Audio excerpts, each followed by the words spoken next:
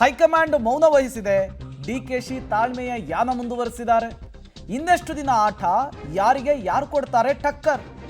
High command ಕ್ಲಾರಿಟಿಗೆ DCM DK Shivakumar wait ಮಾಡ್ತಿದ್ದಾರೆ. KPCC ಅಧ್ಯಕ್ಷರಾಗಿ ಮಾರ್ಚ್ಗೆ 6 ವರ್ಷ ತುಂಬುತ್ತಾ ಇದೆ. ಈ ಸಂದರ್ಭದಲ್ಲಿ ದೊಡ್ಡ ಕಾರ್ಯಕ್ರಮ ಮಾಡಬೇಕು ಅಂತ ಹೇಳಿ ಡಿಕೆಶಿ ಮೆಗಾ ಪ್ಲಾನ್ ಮಾಡ್ಕೊಂಡಿದ್ದಾರೆ. ಚೆಕ್ಮೇಟ್ ಇಡೋದಕ್ಕೆ ರೆಡಿ ಆಗ್ತಿದ್ದಾರೆ. ಎಐಸಿಸಿ ನಾಯಕರ ಅನುಮತಿ ಕೇಳೋದಕ್ಕೆ ಡಿಕೆಶಿ ಮುಂದಾಗಿದ್ದಾರಂತೆ. ಎಐಸಿಸಿ ನಾಯಕರು ಬಾರದಿದ್ರು 100 ಕೈ ಕಚೇರಿಗಳಿಗೆ ಅವತ್ತೇ ಶಂಕುಸ್ಥಾಪನೆ ಮಾಡಬೇಕು ಅಂತ. 6 ವರ್ಷದ ಸಮಾವೇಶದ ಬಳಿಕ ಡಿಕೆಶಿಯಿಂದ ಮಹತ್ವದ ಘೋಷಣೆಯಾಗುತ್ತಾ? ಹಾಗಾದ್ರೆ ಮಾರ್ಚ್ ಬಳಿಕ ಡಿಕೆಶಿ ಹೊಸ ಆಟವನ್ನು ಶುರು ಹಚ್ಕೊಳ್ತಾರಾ? ಯತೀಂದ್ರ ಸಿದ್ದರಾಮಯ್ಯ ಹೇಳಿಕೆಗೆ ತಿರುಗುಬಾಣ ಅಸ್ತ್ರ ಪ್ರಯೋಗ ಈ ಮೂಲಕ ಆಗುತ್ತಾ? ಇವೆಲ್ಲವೂ ಕೂಡ ಮುನ್ನೆಲೆಗೆ ಬರ್ತಾ ಇರುವಂತಹ ಸಹಜ ಪ್ರಶ್ನೆಗಳು. ಯತೀಂದ್ರ ಸಿದ್ದರಾಮಯ್ಯನವರ ಹೇಳಿಕೆಯ ನಂತರ ಮೂಡ್ತಾ ಇರುವಂತಹ ಪ್ರಶ್ನೆಗಳು. ಬಹುತೇಕ ಎಲ್ಲದಕ್ಕೂ ಕೂಡ ಈಗ ಕಾಲವೇ ನಿರ್ಧರಿಸಬೇಕಾಗಿದೆ. ಕಾಲವೇ ಉತ್ತರವನ್ನು ಕೊಡಬೇಕಾಗುತ್ತೆ.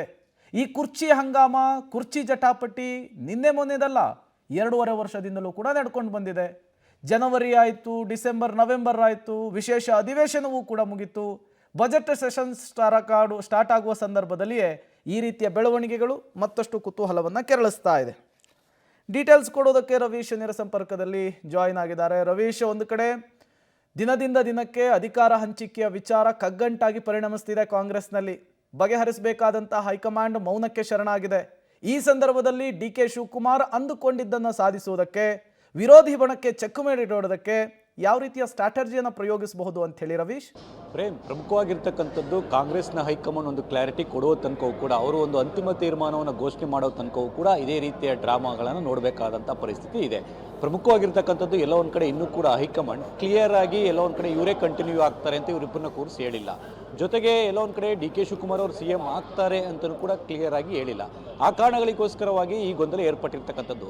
ಯಾಕೆಂದರೆ ಅವರ ತಂದೆಯ ಪರ ಯತೀಂದ್ರ ಸಿದ್ದರಾಮಯ್ಯ ಅವರು ಏನೇ ಕ್ಲೈಮ್ ಮಾಡಿದ್ರು ಕೂಡ, ಅಂದರೆ ಹೈಕಮಾಂಡ್ ನಮಗೆ ಕ್ಲಾರಿಟಿಯನ್ನು ಕೊಟ್ಟಿದೆ ಅಂತ ಅವ್ರು ಹೇಳಿದ್ರು ಕೂಡ ಹೈಕಮಾಂಡಿಂದ ಸ್ಪಷ್ಟ ಸಂದೇಶ ಬರಬೇಕಾಗಿದೆ.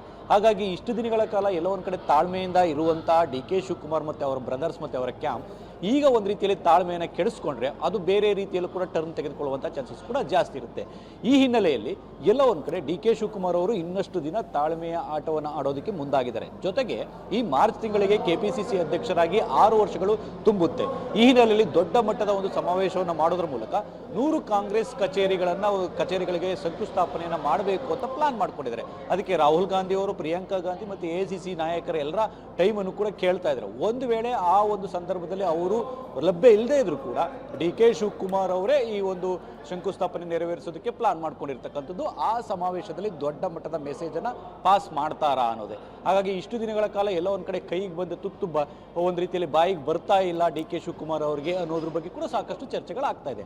ಹಾಗಾಗಿ ಇಂತಹ ಸನ್ನಿವೇಶದಲ್ಲಿ ಡಿ ಕೆ ಶಿವಕುಮಾರ್ ಅವರು ನಿನ್ನೆ ಏನು ಯಾವ ರೀತಿ ಎಚ್ಚರಿಕೆ ಹೆಜ್ಜೆನ ಇಟ್ಟರು, ಅದೇ ರೀತಿ ಇನ್ನೊಂದು 2-3 ತಿಂಗಳ ಕಾಲ ಅದೇ ರೀತಿ ಎಚ್ಚರಿಕೆ ರಕ್ಷಣಾತ್ಮಕ ಆಟ ಆಡುವಂಥ ಚಾನ್ಸಸ್ ಕೂಡ ಜಾಸ್ತಿ ಇರುತ್ತೆ.